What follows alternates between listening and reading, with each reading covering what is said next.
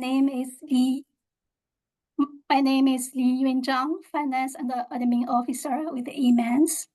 We recognize that our work at EMANS and the work of our members takes place in Mi'kmaq, the ancestral territory of the Mi'kmaq people. We recognize and respect the history, language, and culture of the Mi'kmaq and all indigenous peoples whose presence continues to enrich our communities. As treaty people, we are inspired and committed to improving the lives of everyone who resides here through this work that we do together.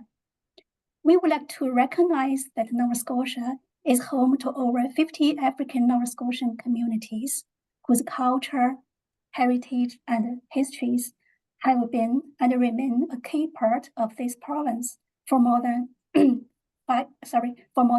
400 years. We honor and offer gratitude to those ancestors of African descent who came before us to this land. The Lunch and Learn is funded by the Accessibility Directorate. All our Lunch and Learns, including this one, will be recorded on YouTube, and you can find the recordings on our website at municipalideas.ca. Welcome Corrie Melanson from SeaChange collab. Corrie will be sharing insights on intersectional perspectives during today's Lunch and Learn. Please help me welcome Corrie.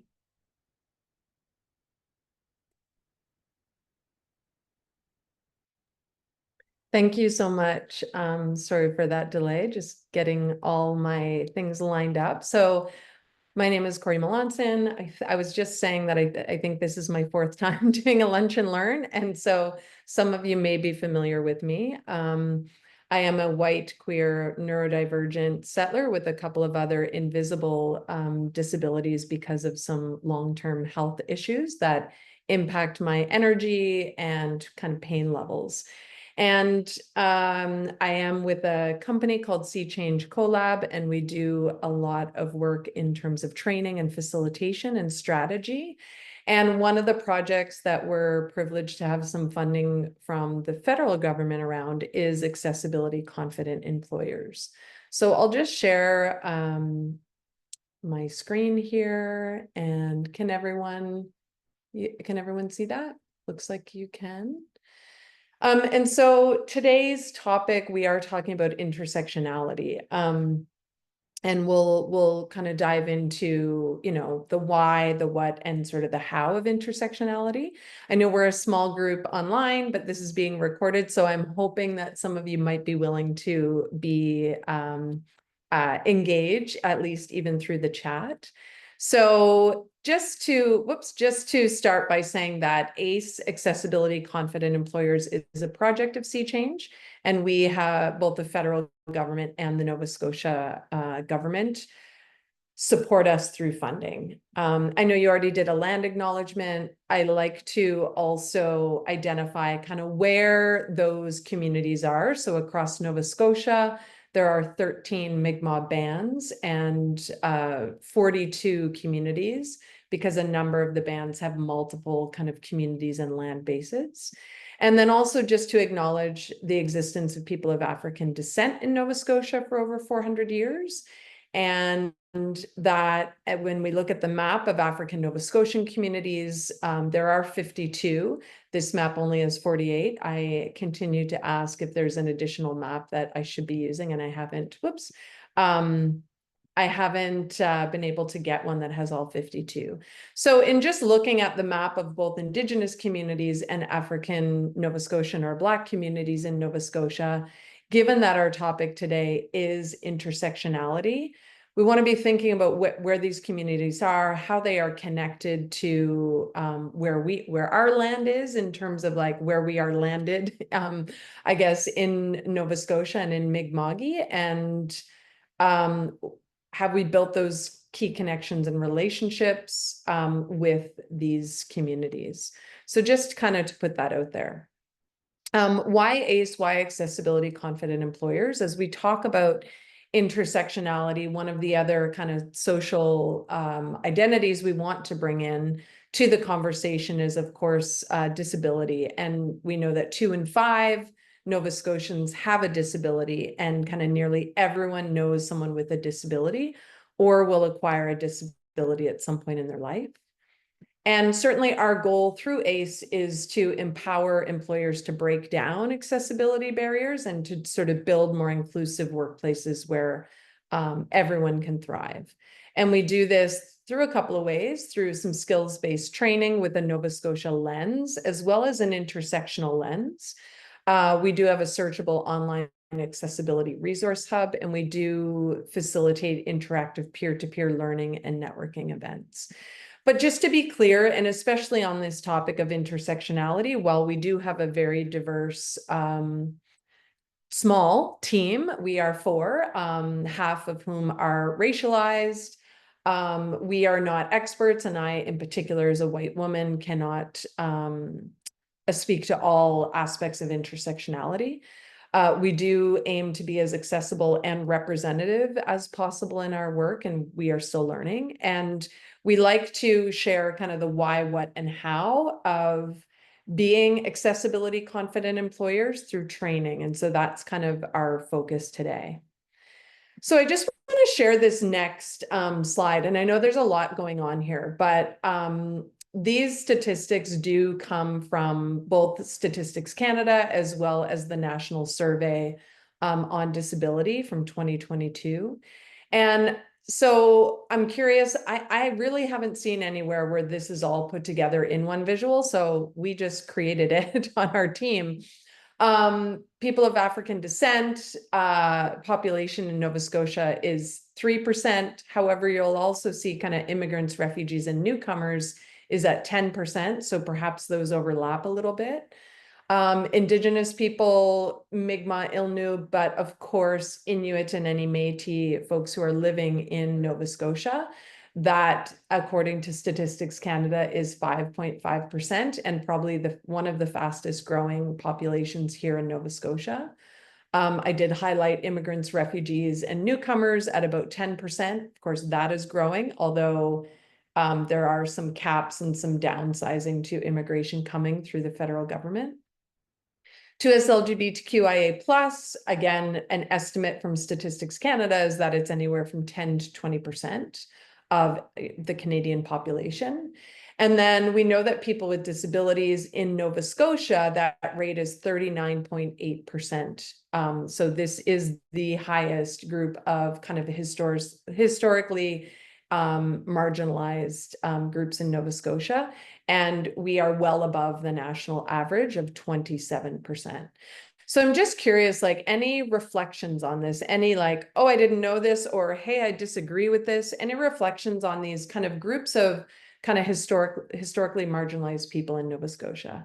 And I can't see the chat right at the moment, although maybe I'll try to open it up. Oh, I can. Great. So I can see it. So feel free to kind of write in the chat, like, what stands out for you, or come off mute. What stands out for you from this visual?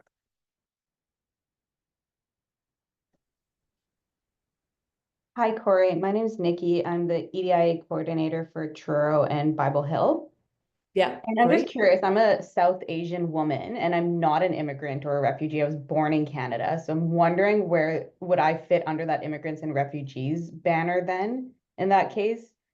Yeah, I mean, so because Nova Scotia, the sort of historic communities are Indigenous, African, Nova Scotian, and then really there are not great stats. Yeah. Like, we are collecting our own, and we'll talk a little bit about data around intersectionality and how that is a bit of an issue, right? So really good question. I don't know that I actually have the answer because this comes from sort of Statistics Canada, but Okay. let's hold that, because one of the things I'm talking about today is how do we collect data and share data around this. Perfect. Thank you. Yeah, but really great point. Super happy to have you here. Anything else? Like, write it in the chat, come off mute. Like, and I know we're a small group, so like, would love to hear your questions. Just interrupt me. Raise your hand. I think I can see that piece. I just can't see the screen, the pictures of you. So what is intersectionality anyway, right? So we know that people experience the world through multiple intersecting identities, whether that's race, gender, disability, class, sexuality, etc. The term was coined by Kimberly Crenshaw, who is in the United States. It actually came out of work that she was doing in workplaces around Black women. And then it's really been expanded to kind of include all of those intersectional, intersecting identities. And so with each of these slides, what I wanted to really identify is like, okay, this might be the definition, but what is the how? So what is the practical step here for workplaces? And so a practical step in even like talking about what is it is to conduct training, to raise awareness about how intersecting identities shape experiences of privilege and oppression. And ideally in that training, there is representation in, you know, the principle of like nothing about us without us. So ideally you do have that intersectionality and representation.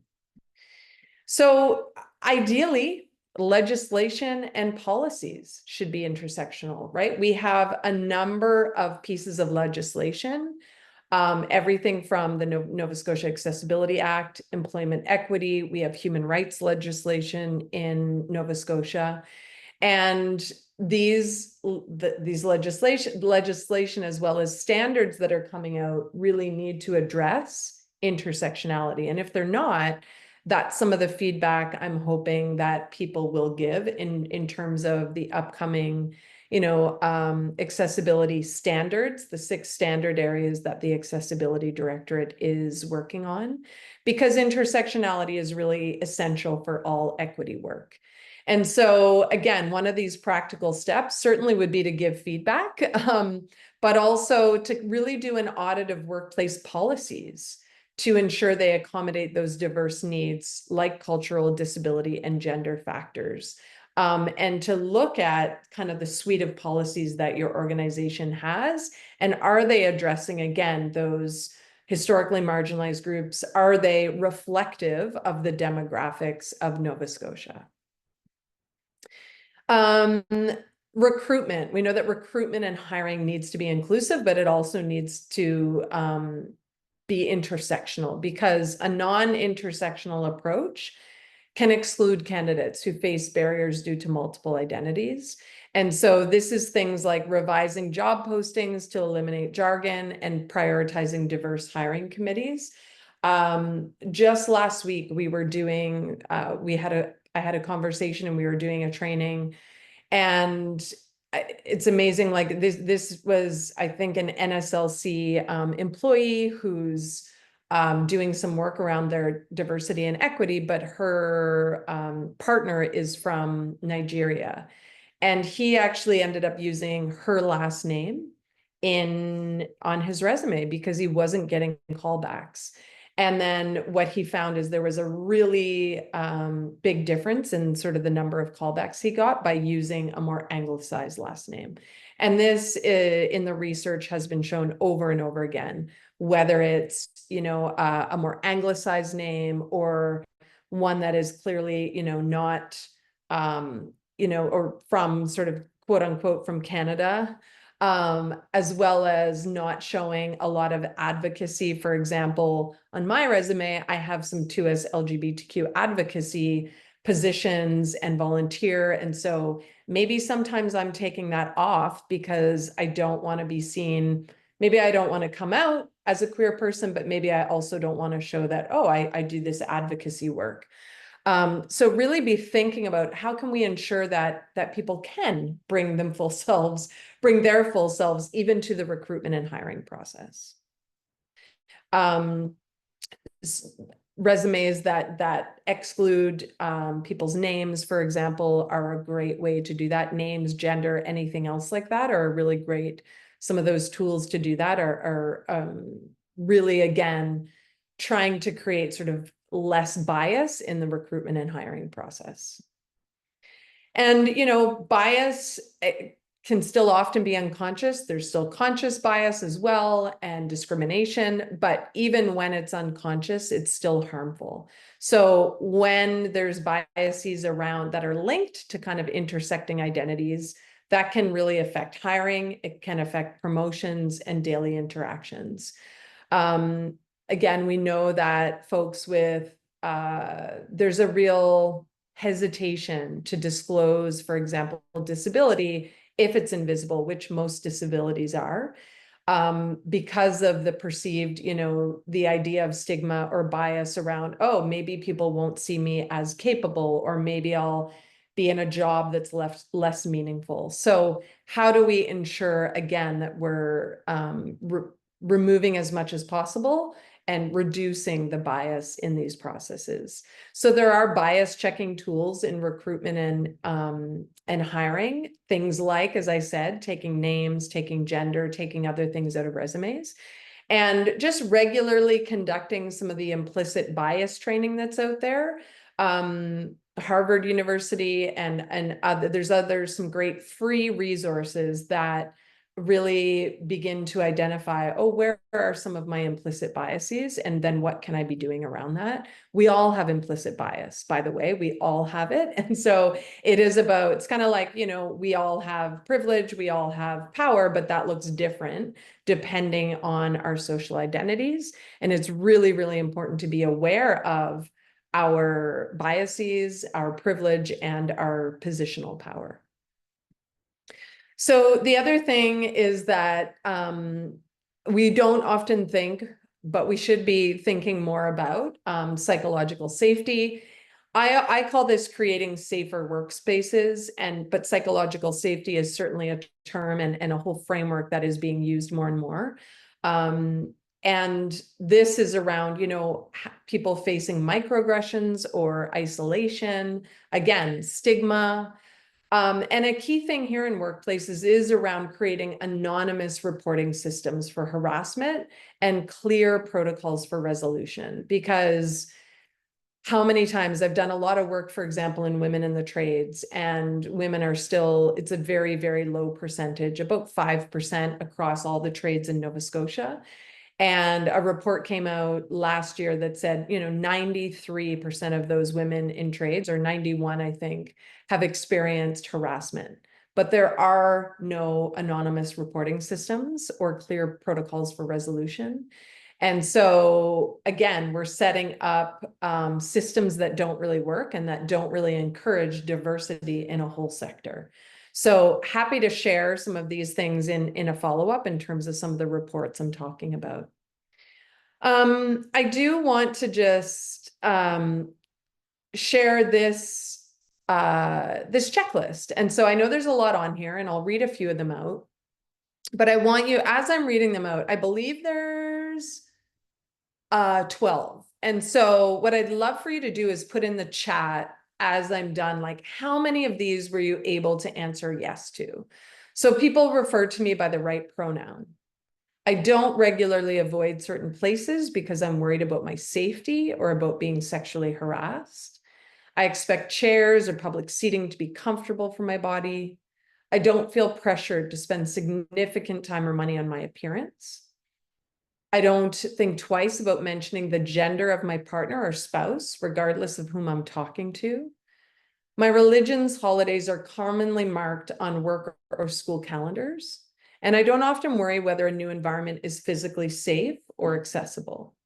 I'm not typically disrespected or denied opportunities because of my religion. My parents helped pay for my education. I don't worry about covering a large unexpected expense like a car repair or medical bill. My parents or guardians were homeowners. When I say I'm unable to do something, people don't question whether I'm lying or lazy. So as I've read out those questions, hopefully you've been keeping track of how many can you say yes to. And if you would be so generous as to put a number in the chat, that would be really great. Just to see, like, where are we landing here on that?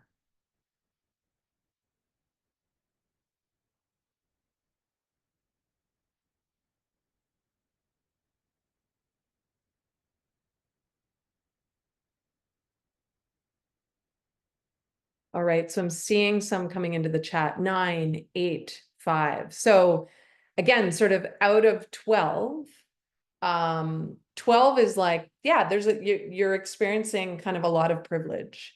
And these are maybe not some of those questions that you typically think about with privilege in terms of like, oh, I'm white, or I'm middle-aged, or I'm educated, or whatever that might be. I'm just talking about myself here. Or I'm cisgender, right? So all of those things would lend to me being privileged.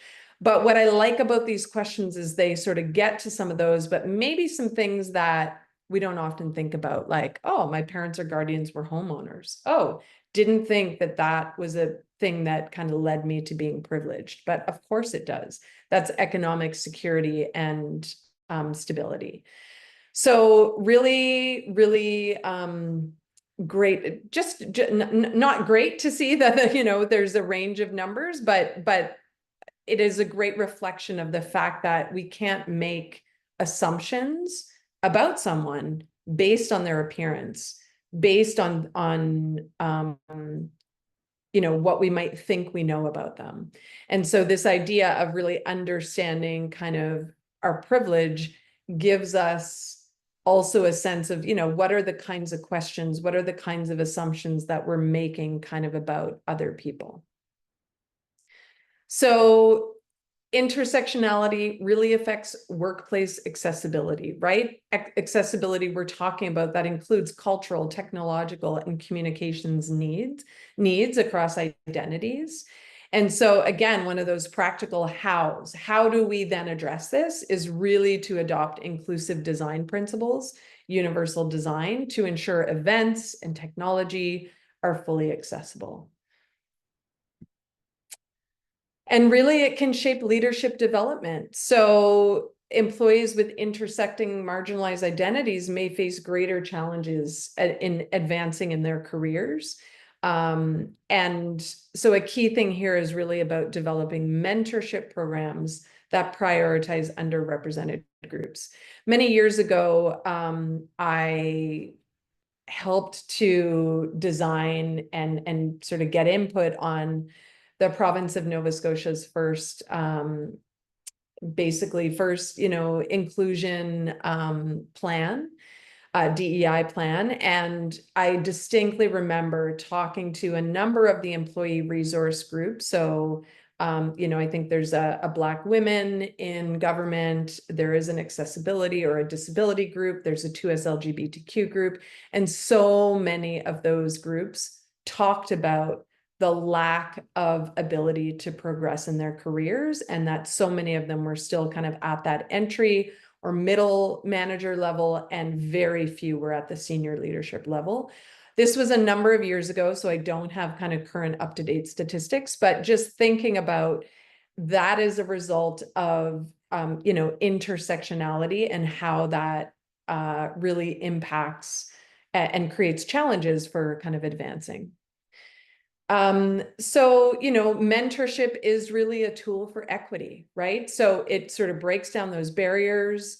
For example, you know, Disability Mentoring Day is an example. Mentorability is a national program that supports people with disabilities also to have mentorship anywhere from 1 hour to kind of 1 day. So it's a kind of a short-term mentorship. So just know that like those programs, there are some supports out there, and, you know, to really be thinking about, does that exist in your workplace? How might you be able to support that or kind of start that? So I think this comes to, Nikki, your question in terms of like data collection, right? We know we need it. Without data, inequities are really hard to identify. But also we need to gather that respectfully, and we need to be thinking about how, not only the what we're gathering, but how. So, you know, conducting anonymous workplace surveys while really ensuring transparency about data use is really important. What are you using the data for? Again, what we know is that most people would have to self-disclose, and there are all sorts of reasons why someone might not self-disclose, for example. And I'm just trying to think about, you know, why data matters. Well, it helps to track progress.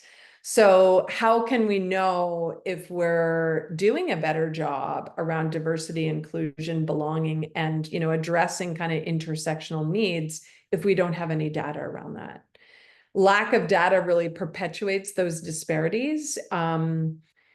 And so this is about kind of asking for demographic data to kind of identify exclusion areas. And so exclusion being like, what are some of those kind of more traditionally marginalized groups? What are some of the experiences that people are having? And then again, just that transparency about purpose and use of data is really key. I want to it's not always easy. So for example, even through the ACE project, so we are a year and a half into a 3-year project.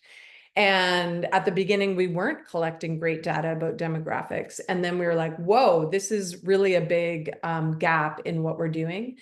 And then we tried to collect it through event evaluations. Well, as many of you probably know, if you do events or training evaluations, that not everyone fills those out. So we were getting a snapshot, but we weren't getting everyone in terms of like, okay, are we only speaking to women? Are we only speaking to white people, for example? So after that, we decided to build it into our registration process. So anytime you register for any of our events, we do have some demographic information. It could be that it might turn people off from registering, and that is a kind of a risk we have to take, but there's no other way to kind of anonymously kind of gather some of that information. So Nikki, I'm curious, like as you talk about sort of data and data collection, or like where are you in those statistics? I know you said you're from Bible Hill, and I don't want to put you on the spot, but like is that something that are you gathering some of that data around the programs that you're doing? So I'm new to the role. I'm just starting week 3, but it Okay. is something that I have mentioned to my team that I'd be interested to see the demographics in the area because I live in HRM and commute to Truro and Right. Bible Hill. So really Okay. starting to understand where we can go. And I'm sure there is a growing South Asian population all across Nova Scotia, but interesting to see if the immigration stats on that versus people like myself who are born here. Yeah, absolutely. And I think, I mean, it's such a good point. And I wonder if I can, I'm just gonna stop sharing for a second because what I want to do is I'm just going to show you, and you would know from signing up for this, but just signing up for this training, but, or actually no, because you signed up for it through AMANS. And I'm not sure, I know when I registered for this, I didn't have to give any of my demographic data.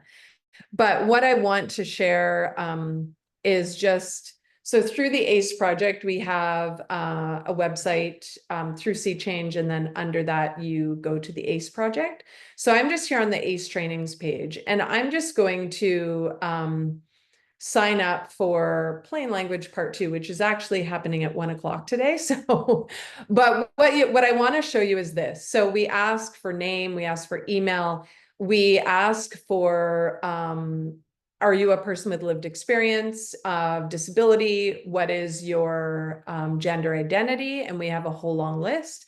What is your racial origin or lineage? And what I would say about this is, whoops, I am not Latin American, but I want to make it bigger. But we have taken this from the federal government, just because we are federally funded. We've kind of taken this from the federal government. So you can see here, it actually does single out like South Asian, we have Southeast Asian, Middle Eastern, Latin American, Indigenous, Black, East Asian, and white, and then prefer not to answer. And so you'll see over here, this is a required step in all of our training registration because we want to make sure that we are capturing some of that information about who's part of the project, who's showing up. So, we also have, are there accessibility supports? and, you know, kind of where did you hear about us? So I just kind of wanted to share that as something that, you know, we are actively trying to address that in our own project. Can you see my slides again? Yes. Okay, perfect. So I don't know if that is helpful. Is anyone else collecting some of that demographic data in any of the work that you're doing?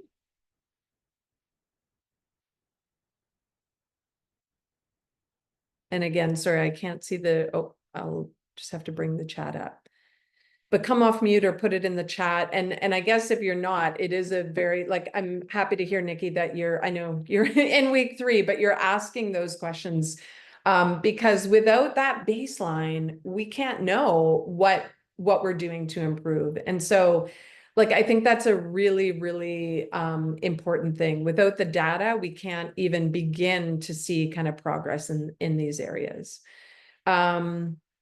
We know that, you know, intersectionality drives innovation. All of the research out there around diversity and inclusion shows that collaboration goes up, innovation goes up, and often sort of the bottom line around productivity goes up. And diverse teams really solve problems more creatively and adapt better to change. And so again, the how here is to encourage those kind of cross-functional, diverse teams for problem solving. And so, you know, of course, hopefully within those teams, there's diversity, but then to really be thinking about sort of how do you do that to ensure that different people are meeting and working with others. I go like this, like, you know, across an organization. Intersection, like accountability is really key to progress, right? So we're talking about how this does require ongoing reflection and action. So establishing those metrics to track inclusion goals and report progress transparently is really, really important, right? So I know, for example, again, the provincial government has an anonymous survey called How's Work Going? And I can't remember how often that is being done, but again, that is a way for them to track over time what's happening kind of within provincial government departments.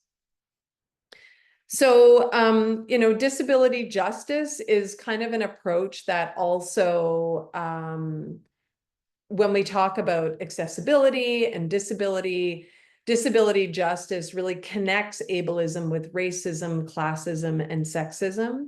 And this is kind of imagining a world shaped by disability knowledge and culture. And again, because in Nova Scotia, we're close to that 40% rate, and I'd say we're much higher than that because those statistics are from 2022. And we know that's only growing.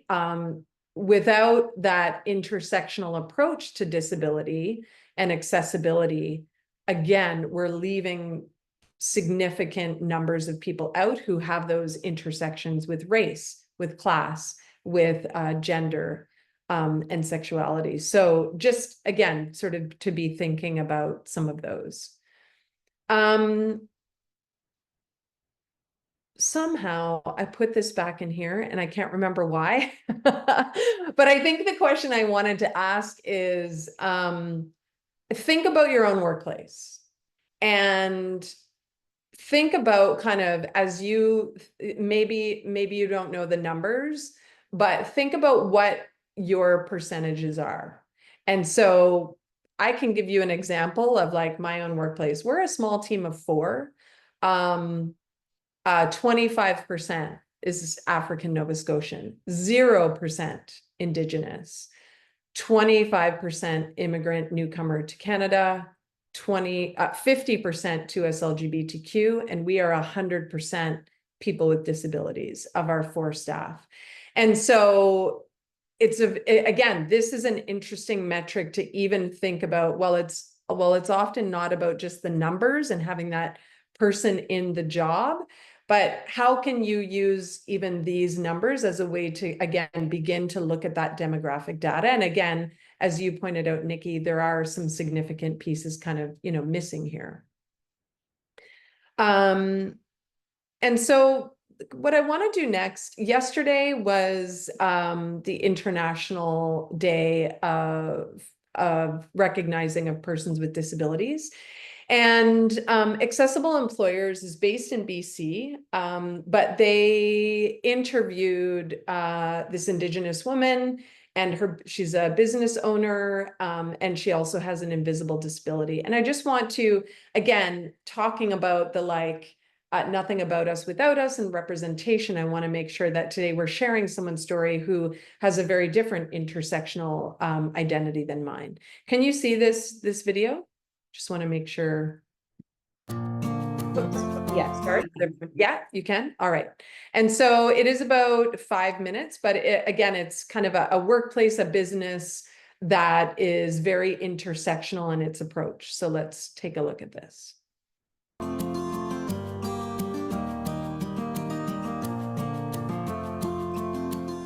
Denise, Skyze, Sakatse, Harit Soetsin. My name is Elisa Sue. I'm from the Wet'suwet'en First Nations as well as the Nisga'a Nation. I currently live, play, and work in the Weewakai, Weewakam, and the Kwiwa territory, also known as Campbell River on Vancouver Island. I am the founder and owner of West Coast Wildflowers. We are the largest curated Indigenous boutique in British Columbia. My store is really about supporting local, shopping local, and accessibility at the heart of what we do in community work. I really believe that all Indigenous people, both with disabilities, invisible disabilities, Indigenous artists and makers, deserve to be in competitive retail spaces. Being the manager of an accessible workplace means that anybody can work here no matter what you're dealing with. Wildflowers is a very warm and welcoming place. It's just so inspiring to see there's a lot going on and yet still we all act like family. As an Indigenous business, our core values are really important to us. Between West Coast and Ravensong and Bear, we kind of have these overlapping values of community, connection, culture, family. When I think disabilities, whether physical and visible, I also consider movement, customers in wheelchairs, and making sure I pick spaces that kind of accommodate everyone. And so making accommodations for the staff, that we have fatigue mat, that we're adjusting lighting where appropriate. We have a quiet space for the staff to go. We have some staff, we have PTSD, and we've curated a space for them to go and take a phone call and still get paid. I was actually working at Staples, and Allie came in to buy office supplies, and I was asking about her business, and so she gave me her business card.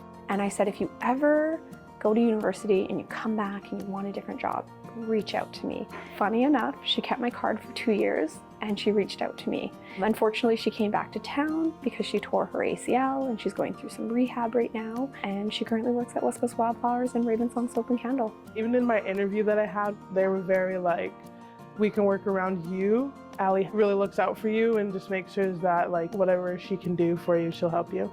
During my pregnancy, unfortunately, I experienced significant hearing loss in my right ear. So when I speak to people, I really focus on their faces, their lips. I also have a kidney transplant. It's not something that people often talk about as an invisible disability, but you're often tired more. There's subsequent things that can happen, such as ongoing blood transfusions to make sure that I'm functioning well and alive. You could never look at me and know that I was sick when I had 5% renal function.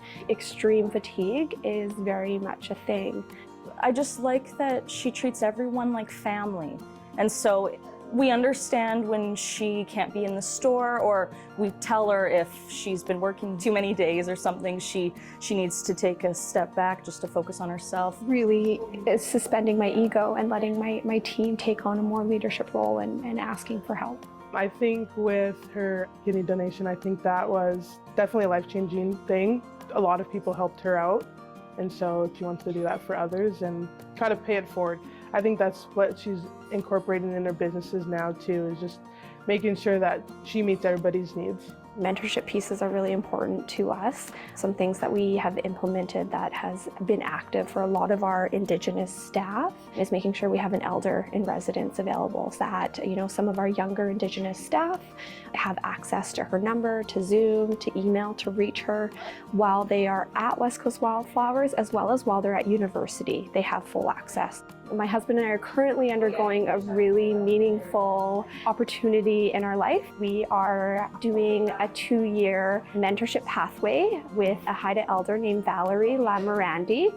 She was the founder and CEO of Raven Song Soap and Candle. We focus on our storytelling, with every scent telling a story and making sure that we are keeping our culture, our history alive and well. She's very chill and calm and not uptight. I think that's one reason why I chose to work here. I wanted to be in an environment where I could be myself. I wake up in the morning and I'm happy to be here.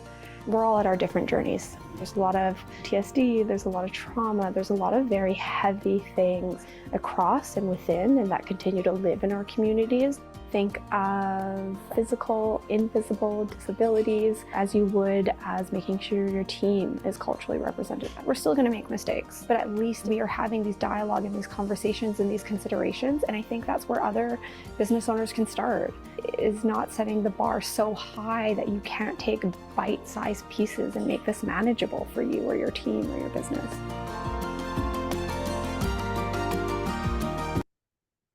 So I just love that video. But just kind of a little reflection.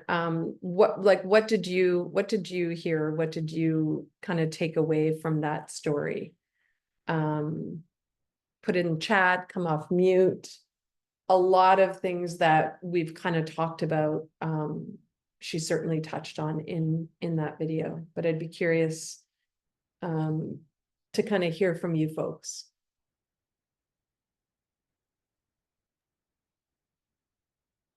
I liked what the one employee said, that during the hiring process that they would work around her and she wouldn't have to jump through hoops. And I think that's an interesting thing to state, because generally those with disabilities are having to advocate for their own needs versus this is they've been advocated for her.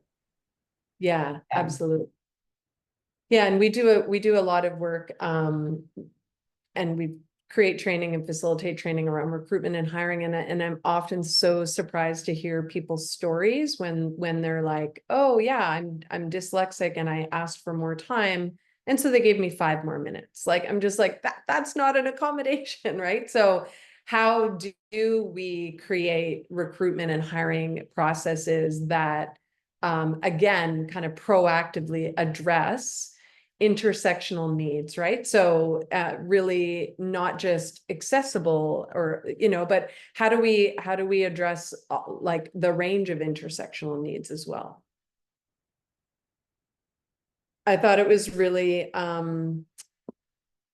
she talks about mentorship for her own employees, and that's something that I've taken away. Again, this video was just released yesterday and I was like, oh, perfect timing, because I wanted to share it. But I think about that when I previously had employees, I actually found mentors for them, and they were going to kind of start their journey with those mentors.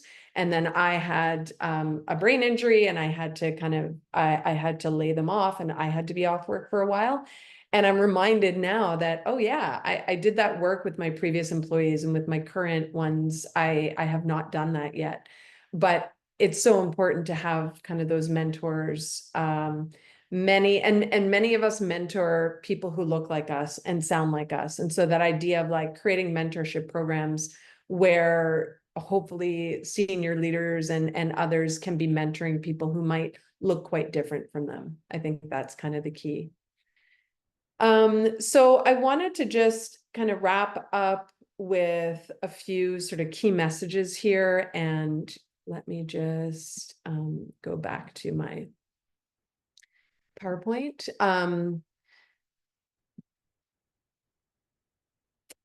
Oops, we've done that one. So just with some kind of reflection questions. So as you're thinking about kind of your own workplace, whose voices, whose lived experiences are underrepresented?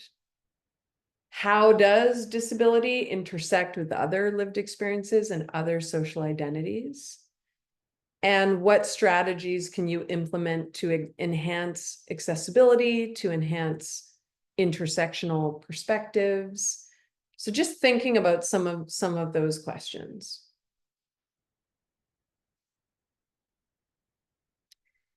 And we do have, so through the ACE project, we do have a series of free training.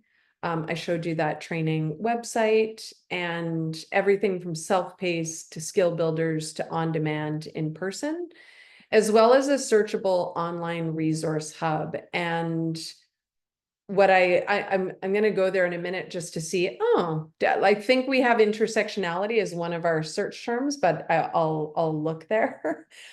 We also do twice a year, we do interactive peer-to-peer learning and networking events across Nova Scotia. We will be partnering with AMANS for the May learning event and doing that as a pre-conference to the AMANS conference. And we'll be sharing more information about that shortly. And yeah, just like to really share kind of, we do customized learning and facilitation, transformational training, as well as kind of human-centered change management, including 360 accessibility audits and plans. So it's kind of a little bit about us. I do want to just go back to, the website to just show you the resource hub, because, and let's just see, I'm quite sure, filter by topic. So this is the ACE resource hub. So it's an accessibility resource hub. As you can see, we certainly share our resources, but we also share, this one is from Nova Scotia, Working with Abilities is from the Human Rights Commission, and there's a Newcomers Disability Toolkit that we've been sharing from BC. I just want to look here, filter by topic. I'm pretty sure intersectionality, yay. Okay, so when we think about resources here, there's a video that features some lived experience, Scott Jones, Andrew Jansen. We also have a link to a webinar about how intersectionality helps small businesses thrive. Allyship Foundations is our kind of allyship training that is on demand, and we certainly have a whole section there around intersectionality. And then there is a training called Foundations of Belonging through P4G, which is, I think, a 3-month training around kind of inclusive recruitment and hiring. So we do try to share a lot of resources, not just from the ACE project, but from other areas. So I would love to just make sure that we have some time for questions. But before we do that, if folks wouldn't mind, I always like to just hear from folks online. So I would love to hear just, one thing that you're kind of taking away from today's Lunch and Learn. And thanks, Michelle, for turning your camera on. I'll go to you first, and then Jenny, if you're, and you can always pass, you can always say, nope, not willing to share. That's totally fine. But something that you're taking away. Do you want to start, Michelle? Sorry. Oh. I didn't mean to raise my hand. Okay. Yeah, I found this really helpful. So I'm the accessibility lead for my municipality. And I'm not the equity lead, but we are coordinating a lot. So just in general, I found this really helpful because it's not something I've had a lot of experience with. Great. Yeah, wonderful. Jenny and then Nikki. Hi there. Thanks so much for the presentation. Can you hear me? Yeah. I'm having technical difficulties today. Yep. Okay. Perfect. Thanks. Yeah. So I'm new to the Accessibility Directorate. I'm supporting the work around information and communication, and also goods and services. So I really appreciate the presentation today. I found the info about intersectionality very helpful. Really enjoyed the quiz section. I think that was very helpful context around all the different factors that play a role. And I'm looking forward to exploring the resources page that you shared there. I think that will be really great to learn a little bit more about how I can bring that to the work that we're doing. Thank you. Really great to meet you, Jenny. I've done lots of work with the Accessibility Directorate, and happy to know that you're working on information and communication. I was like, who's doing that work? Yay, you are. Yeah, just started, so still lots to learn. Yeah, absolutely. Nikki and then Erin. Thank you for this session, Corey. I found it really, really valuable. I think I'll echo Jenny with the quiz part. It was really eye-opening for me to see the different numbers just from the people here. And I also appreciate, as somebody who doesn't use their legal name, it's a crazy Indian name. And I also recognize that I don't always put that I speak Punjabi on my resumes because I'm not sure how that'll be received. So I appreciate that is something that we can work towards as an organization here to see how we can remove some of those barriers. Yeah, absolutely. Yeah, really love that. And yeah, interesting that I always, the name thing is like, I'm like, oh, I wish that you could use your name. And that people would learn to pronounce it. Like I have a thing where I'm like, I at least really try to pronounce names because I think it's so respectful, right? To like pronounce someone's name right. But it's also, I can only imagine the barriers and the challenges with that. So yeah, thanks for sharing that. Absolutely. Erin, over to you. Yeah, I'm Erin McCacken. I'm with the town of Hawkesbury, and I'm in finance actually, but just appreciate the opportunity to kind of open eyes and learn a bit more about the DEI and accessibility space. So yeah, I think the resources are going to be something. We're a really small team here. So we don't have anybody focused specifically on inclusion and diversity, and we do have somebody on the accessibility side, but just yeah, we're very interested in kind of put down the website address so we can kind of explore those resources a bit more. And are all of you, so speaking of kind of resources, are all of you aware of the AMANS Learning Lab? You are. Because that's something, Erin, there's also like this webinar or this workshop will be posted there. I don't know, do you want to maybe put, if anyone, I just tried to look for it and I couldn't find it, but if anyone has it, to just put that in the chat. Yeah, there is a Municipal Ideas website. Yes, the Municipal Ideas website. Yeah. So do you have that? Do you want to put that in the chat just in case? So yeah, some really great resources there. We have a lot, we also have a lot of self-paced resources. And what we try to do is anytime we do kind of a skill builder like this, we try to create a more on-demand self-paced resource so that people could access it even when they can't kind of show up at this time. So we'll be looking to do that in the new year around some of the intersectionality pieces. Michelle, I see your hand. Yes, so we had our accessibility advisory committee meeting yesterday, and we were talking about training quite a bit.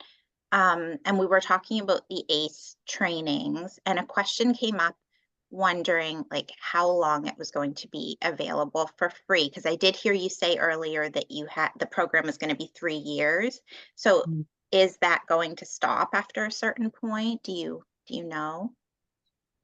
So we won't have the funding to create new, but what I would say is all of the existing training would continue to exist. We just may not be able to like update it, but of course we will be applying for renewed funding come 2026. So we have the hope that the project will continue, but any existing training, and we're actually probably in the next 6 months, creating an ACE specific website that will be called the ACE project.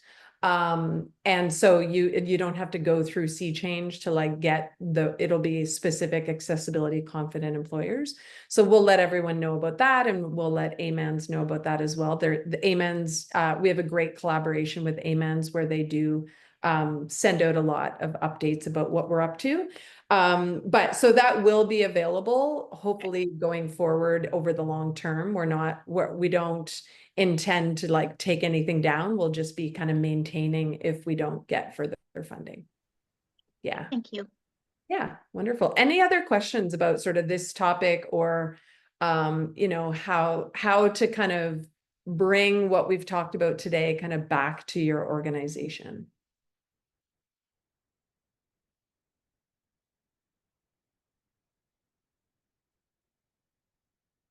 Everyone's got it. They're like, yeah, intersectionality, we're going to do this.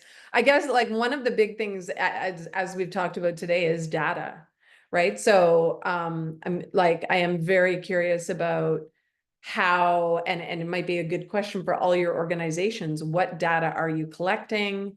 You know, how are you doing it? Are you collecting really that demographic data? Like, what are you looking at there? Because when I do think about sort of some of those statistics that, you know, Statistics Canada collects about Nova Scotia, this is really about how are we identifying kind of, you know, are we representative of, and I think particularly around municipalities and others, but are you reaching out? Are you reaching kind of the diverse demographics that are in your regions, for example? So that's just a thing that I have around, like, yes, we need some baseline data here to be able to know if you're advancing in any of these areas, right? So yeah. Wonderful. Well, thanks everyone. And thank you for the conversations. Great to meet you all, and look forward to, please reach out if you have any other, you know, further questions. And thanks for sharing that Municipal Ideas site as well. Thank you, Corrie. Thank you all for your participation. Thank you. Thanks, Corrie. Bye.